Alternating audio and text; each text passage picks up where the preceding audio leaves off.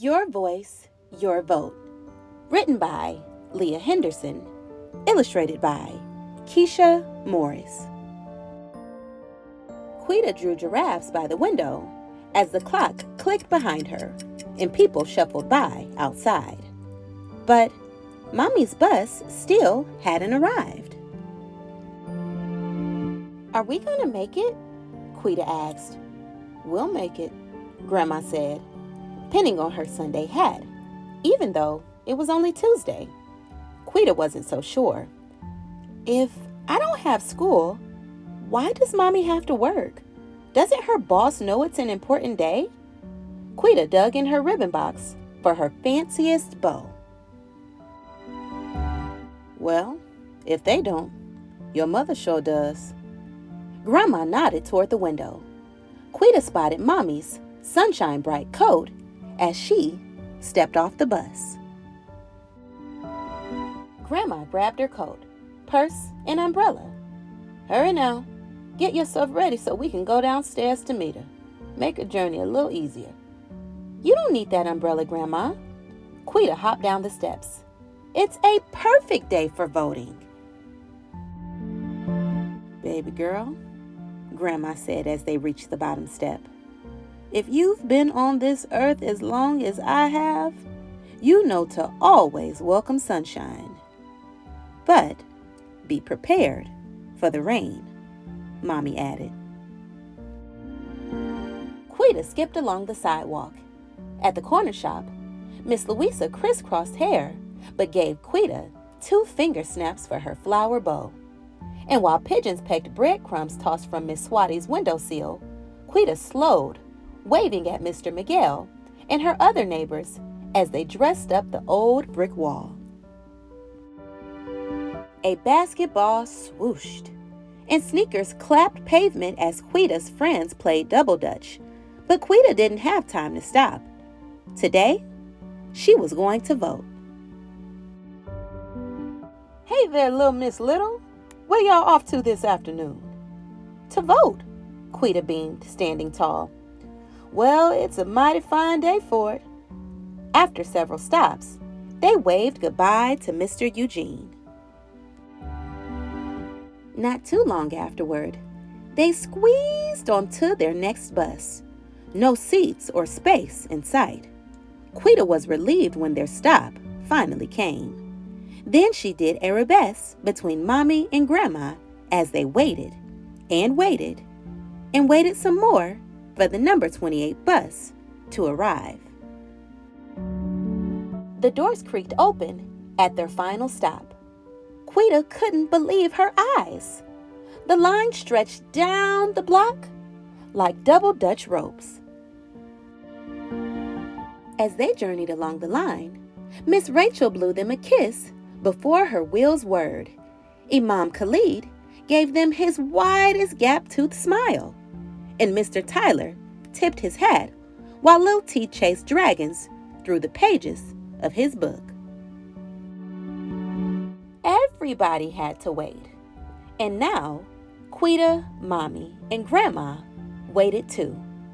Quita counted the flowers on a woman's coat, the stripes on a man's pants, the beads in a little girl's hair, and all the shoes in line as they inched forward like tiny birds waiting along telephone wires. Quita bounced from one foot to the other, tired of waiting. The sun grew tired too. It slipped behind clouds. And soon, raindrops polka-dotted the ground. "Shouldn't we go home? It's raining," Quita said, watching raindrops paint some people wet. "People have marched and fought and sacrificed too much and for too long for any of us to turn back now," Grandma said. "When I was about your age, certain people did all they could to stop my daddy, Mama, and Granddaddy from casting their vote. They'd make them pay a sum of money many couldn't afford and quiz them. How many bubbles in a bar of soap? Or how many seeds in a cucumber? She studied Quita's face.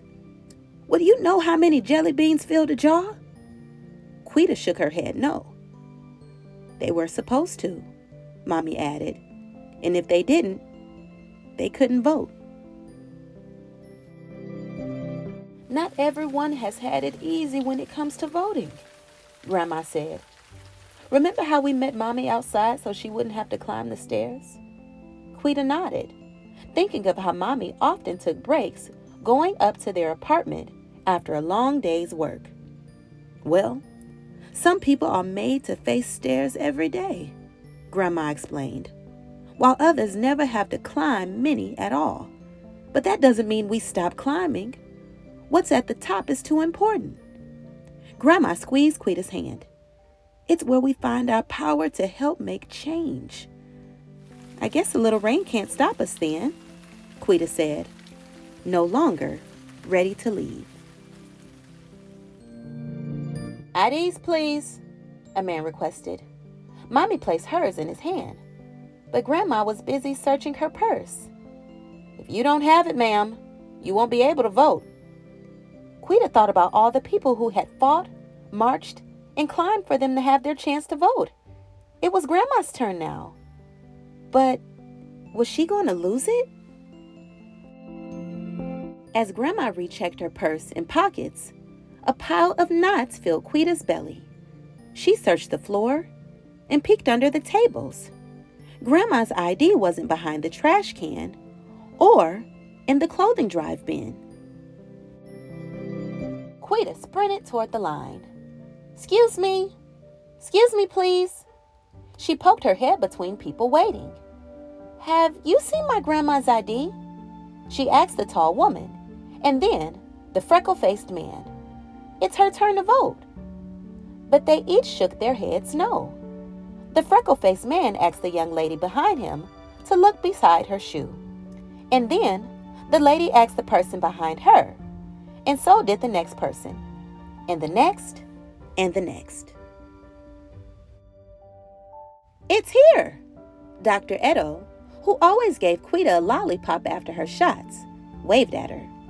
Quita sped over, and there she saw Grandma's ID, tucked behind a little flower that had punched through the sidewalk. "Grandma! Grandma!" Quita called as she raced back up the line. "We found it!" "Now we can cast our vote," Grandma said. "And use our power," Mommy added, hugging Quita. "To raise our voices," Quita said, hugging them back. Grandma spun out the voting station. Day had tumbled tonight, and the lines were still long, but no one turned away. Quita smiled, feeling proud. Like her family, Quita's neighbors were determined to use their voices and their votes, just like she would too, one day. Hey friends, it's me, Miss Olivia. Thank you so much for listening in to Your Voice, Your Vote. Please support the author and illustrator of this book by purchasing your very own copy. I hope you enjoyed listening to this story as much as I enjoyed reading it to you. Until next time, my name is Miss Olivia. This is Miss Olivia Reads, and I cannot wait for you to join me for another reading adventure very soon. Bye, friends.